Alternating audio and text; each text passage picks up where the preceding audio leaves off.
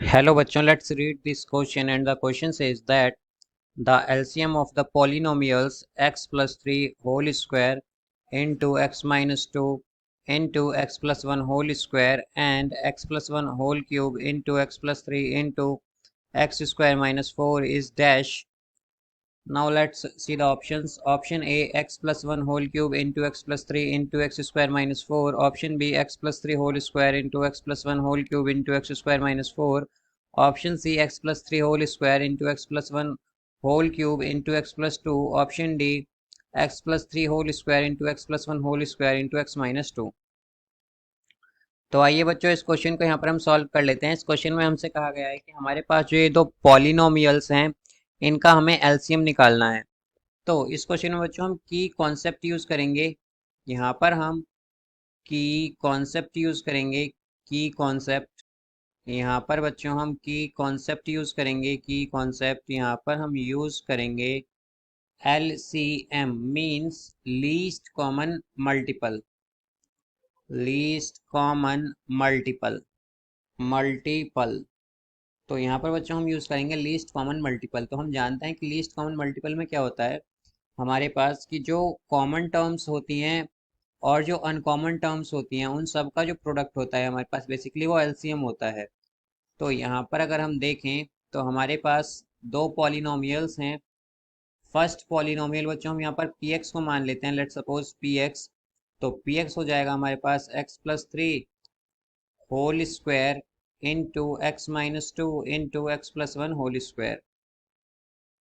Second polynomial को हम मान लेते हैं qx और ये इक्वल होगा हमारे पास x प्लस 1 होल क्यूब के into x plus 3 into X square minus 4 जो है बच्चों हमारे पास, इसे हम लिख सकते हैं x minus 2 into x plus 2। यहाँ पर हमने ए स्क्वायर माइनस बी स्क्वायर की आइडेंटिटी यूज की है जो कि इक्वल होता है ए minus b into a plus B के। अब यहाँ पर बच्चों हमें एलसीएम अगर निकालना है तो हम कॉमन टर्म्स लेंगे पहले। एलसीएम जो होता है बच्चों हमारे पास, उसे हम इस तरह से भी बोल सकते हैं कि जो डिग्री होती है कॉमन टर्म्स की या कॉमन फैक्टर्स की, जो हाईएस्ट डिग्री होती है वो। तो अगर हम कॉमन टर्म्स देखें तो यहाँ पर कॉमन टर्म्स जो है बच्चों हमारे पास दोनों में ही वो है, एक तो एक्स प्लस थ्री और एक्स प्लस थ्री की हाईएस्ट डिग्री है हमारे पास टू। तो एक्स प्लस थ्री की डिग्री हमारे पास बच्चों हाईएस्ट टू है यहाँ पर। तो ये हो जाएगा x plus three whole square. अब दूसरी कॉमन टर्म है बच्चों हमारे पास x माइनस टू और उसकी डिग्री हाईएस्ट है हमारे पास वन। तो ये x माइनस टू। अब जो बच्चों हमारे पास कॉमन टर्म्स नहीं है हम उन्हें भी लिखते हैं साथ में, या कॉमन फैक्टर्स जो नहीं होते हैं हम उन्हें भी मल्टीप्लाई में लिखते हैं एलसीएम में। तो फिर आएगा हमारे पास x प्लस वन का होल स्क्वायर। फिर हमारे पास यहाँ पर बच्चों x प्लस वन जो है हमारे पास ये एक्चुअली इक्वल है, इसकी हाईएस्ट पावर क्या है हमारे पास, क्यूब। या फिर थ्री इसकी जो हाईएस्ट पावर है यहाँ पर हमारे पास, तो इसकी हाईएस्ट पावर हमारे पास या इसकी जो डिग्री है हाईएस्ट वो है थ्री।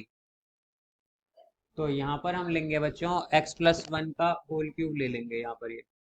और हमारे पास x प्लस टू यहाँ कॉमन नहीं है तो हम x प्लस टू यहाँ पर मल्टीप्लाई में लिख देंगे। ये एलसीएम होगा बच्चों। एलसीएम में बेसिकली क्या होता है कि जो कॉमन टर्म्स होती हैं उनकी हाईएस्ट डिग्री लेते हैं हम, और जो अनकॉमन होता है उसे हम मल्टीप्लाई में लिख देते हैं उसके साथ। तो यहाँ पर अब अगर हम देखें बच्चों तो हमारे पास जो एलसीएम है वो क्या हो जाएगा, वो यहाँ पर हो जाएगा x plus three whole square into x plus one whole cube into, अगर बच्चों हम x माइनस टू और x प्लस टू को मल्टीप्लाई करें यहाँ पर, या फिर हम आइडेंटिटी यूज करें a minus b into a plus b की, तो ये हमारे पास इक्वल होगा a square minus b square के। तो यहाँ पर बच्चों ये आ जाएगा हमारे पास एक्स स्क्वायर माइनस फोर। तो अगर हम बच्चों ऑप्शंस चेक करें तो हमारा जो इसका करेक्ट आंसर है वो होगा ऑप्शन ऑप्शन बी। इसका करेक्ट आंसर होगा हमारे पास, बिकॉज ऑप्शन बी क्या है हमारे पास, यह है X plus three whole square into x plus one whole cube into X square minus four. तो ये बच्चों इसका करेक्ट आंसर होगा हमारे पास। I hope you understood it well. Best of luck. Thank you.